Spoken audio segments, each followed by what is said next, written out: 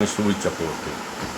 তো হঠাৎ দেখলাম যে কসবায় ল কলেজে রেপ কেস হওয়ার পরে একটা মেয়ের নাম আবার উঠে এলো, রাজন্যা হালদার। রাজন্যা হালদার সম্বন্ধে বিশেষ একটু জানতাম না, তবে এর আগের বছর বা তার আগের বছরে রাজন্যা হালদার 21শে জুলাই একটা বক্তৃতা দিয়েছিল, সেটা আমি শুনেছিলাম মানে কি সোশ্যাল মিডিয়া ইউটিউবে শুনেছিলাম। আমি নর্মাল নিউজ চ্যানেল খুব একটা দেখি না আজকাল, আমি ইউটিউবটা বেশি দেখি। তো একটা বক্তৃতা করেছিল, স্পিচ রেখেছিল। তো ঘটনা হচ্ছে ওটা ছিল ইমোশনাল স্পিচ।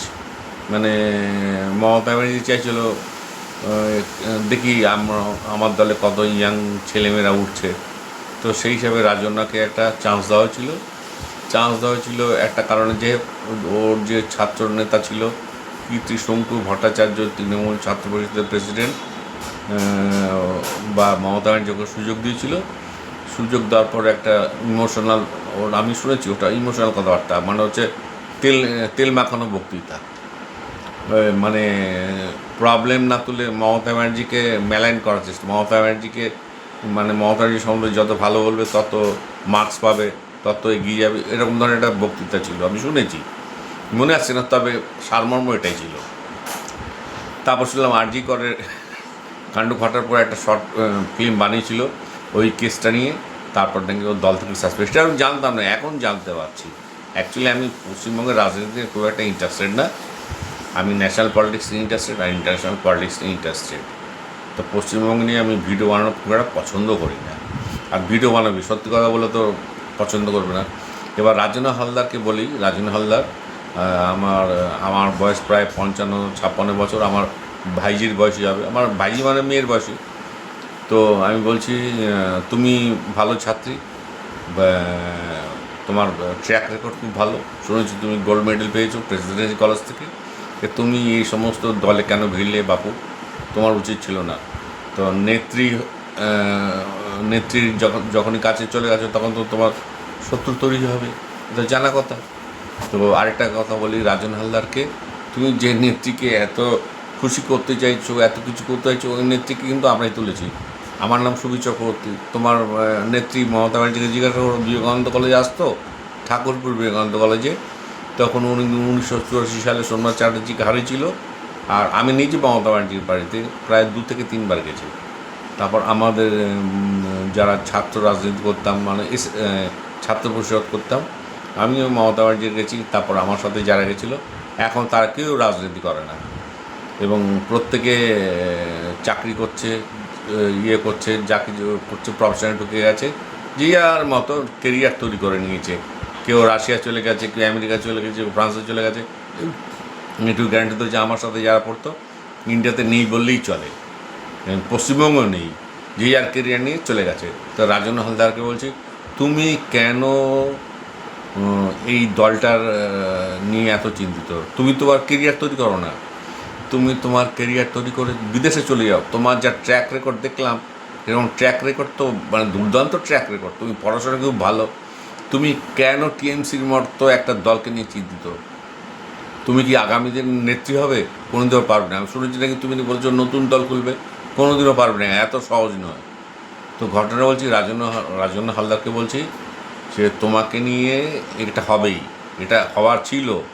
তোমাকে সবচেয়ে বড় প্রবলেম হয়েছে যে তোমাকে 21শে জুলাই যে মঞ্চে তুলেছিল, তুমি যে বক্তৃতা দিয়েছিলে দিদিকে মানে হয়ে দিদির পায়ে পড়ে গেছিলে, এটা তৃণমূলের অনেক নেতারাই সহ্য করতে পারছে না।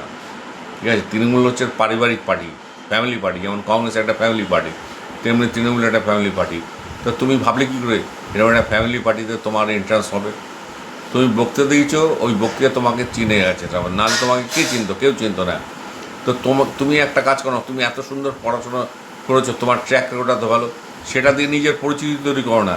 কেন ওটা দলের সদস্য হওয়ার জন্য লাফালাফি করছো?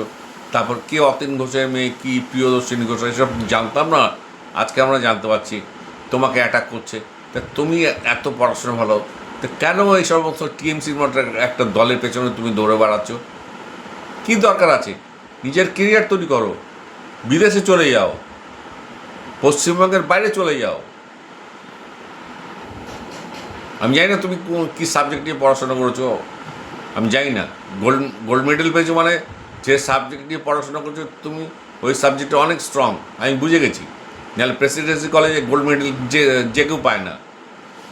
আমি তোমাকে নিয়ে সুমন চট্টোপাধ্যায় আনন্দবাজারে একজন ছিল, একটা ভিডিও বানিয়েছি, আমি সেখানে দেখলাম। আমি জানতাম না যে তোমার পড়াশোনায় এত স্ট্রং গোল্ড মেডেল পেয়েছে, এখন জানতে পারলাম।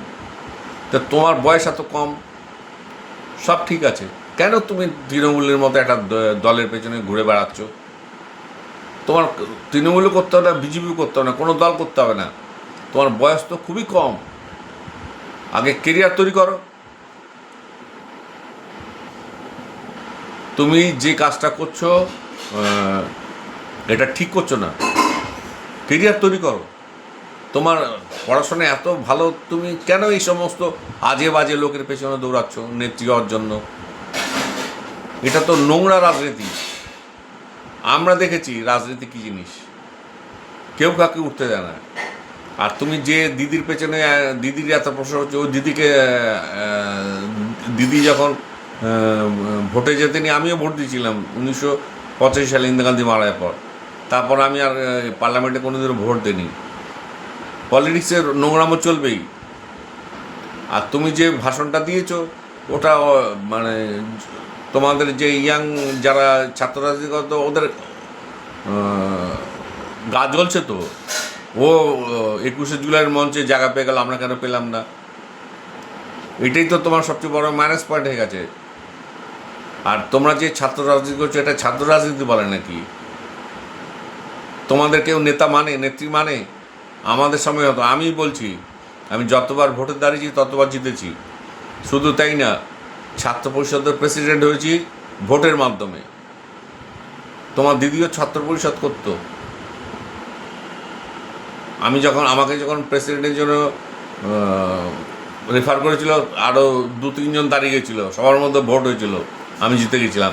সেই সময় পলিটিক্স একরকম ছিল, আর এখন পলিটিক্স হচ্ছে মিডিয়া পলিটিক্স। তোমাদের মতো ছাত্ররা দুটো বক্তৃতা দিলে এত আজকালকার দিনে এত পপুলার হয়ে যাও। আমরা ছাত্র রাজনীতি করে করে ছাত্র রাজনীতি ছেড়ে দিয়ে প্রফেশনে চলে এসেছি, সার্ভিসে চাকরিতে ঢুকিয়ে গেছি। আমিও ইন্ডিয়া কম ঘুরিনি, আমি বিদেশও ঘুরেছি, আর নিজের প্রফেশনের সাকসেস। তো কেন এই সব পার্টির পেছনে সময় নষ্ট করছো? বয়স এখনও কম, আরও পড়াশোনা করো, বিদেশে চলে যাও, কেরিয়ার তৈরি করো। তৃণমূলের পেছনে সময় দেবে মানে পরে বুঝতে পারবে, এখন বুঝতে পারবে না। 40-45 বছর হলে বুঝতে পারবে তুমি যে এখন সময়গুলো নষ্ট করছো।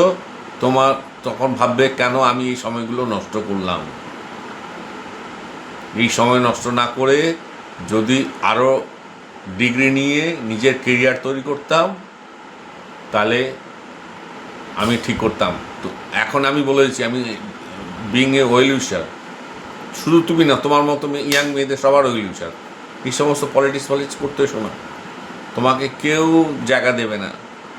আর যদি ডিটারমাইন্ড হয়ে থাকো নতুন দল খোলো, তাও তুমি এত সহজে চান্স পাবে না। আর যদি ধৈর্য থাকে তাই এটা নিয়েই পড়ে থাকো। আদারওয়াইজ তোমার যখন ট্র্যাক রেকর্ড এত ভালো, এডুকেশনের ট্র্যাক রেকর্ড এত ভালো, তুমি কেরিয়ার তৈরি করো, আবার ঘুরে ফিরে আসো, কিছুদিন অ্যালুফ হয়ে যাও পলিটিক্স থেকে। কেরিয়ার তৈরি করে বিদেশে গিয়ে ইউনিভার্সিটিতে পড়াও, করে আবার ফিরে আসো, দেখবে তোমাকে নিয়ে সবাই নাচানাচি করবে। এখন তোমার সময় হচ্ছে নিজের কেরিয়ার তৈরি করা, এটা হচ্ছে তোমার লাইফের গোল্ডেন টাইম। এই টাইমটাকে মিস করো না। রাজনীতি ছেড়ে আগে কেরিয়ার তৈরি করো, দেখবে আবার তুমি যখন ফিরে আসবে তোমাকে নিয়ে লোক চিন্তা ভাবনা করবে। তো আমি বলছি, আমার যেহেতু অভিজ্ঞতা আছে, ওই অভিজ্ঞতা থেকে বলছি, আজকে তোমার দিদির সঙ্গে থাকলে আমি হয়তো কি না কি হতাম, চোর চামার হয়ে যেতাম। অবশ্য আমার দ্বারা চুরি চামার হবে না। তো তোমার দিদি চাই চোর চামার, কে কত ভোট পাবে এইভাবে কেন এই সমস্ত ফালতু নেত্রীর পেছনে ঘুরে বেড়াচ্ছ? তো রাখছি আমি, সরি আবার ওর নামটা কি হালদার। তো এই সমস্ত রাজনীতি ছেড়ে নিজের কেরিয়ার তৈরি করো। অ্যাজ এ ওয়েলিউশার, মানে তোমার কাকুর মতো বলতে পারো, তোমাকে আমি রিকোয়েস্ট করছি তুমি এসব রাজনীতি ছেড়ে দাও, নিজের কেরিয়ার তৈরি করো, আবার পরে চেষ্টা করো। তোমাকে কিন্তু এখন কেউ উঠতে দেবে না। এইটা হচ্ছে রাজনীতির নিয়ম। This is politics.